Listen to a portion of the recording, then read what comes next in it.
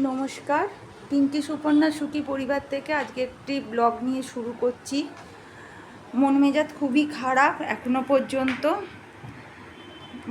মন একদমই ঠিক করতে পারছি না। সব থেকে আমরা মুখে কিছু বলতে পারছি, মুখে বলে শান্ত হতে পারছি, সবার দুঃখ শেয়ার করতে পারছি, কিন্তু এই বাচ্চাটা না কিছু বলতেও পারছে না, সমানে কাঁদছে। আর দেখুন কেমন না অসহায়ের মতন একা একা ঘুরে বেড়াচ্ছে, যেন মনে হচ্ছে ও অনাথ হয়ে গেছে, অনাথের মতো ঘুরে বেড়াচ্ছে। চোখে এগুলো দেখতেও খুব খারাপ লাগছে।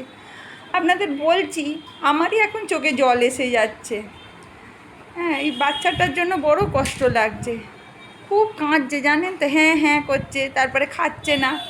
আর আপনাদের একটা জিনিস দেখাই, দেখুন আমাদের বাড়িটা দেখুন কীরকম ফাঁকা ধুধু করছে।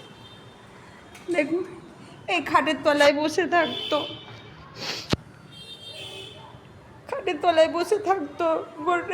এই হলে বসে থাকতো, গেটের কাছটা বসে থাকতো। বড় মনটা হু হু করছে জানেন তো।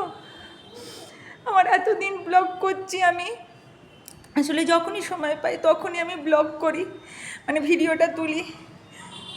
এদের দুজনকে নিয়েই আমার এই ভিডিও। আমি এই জন্য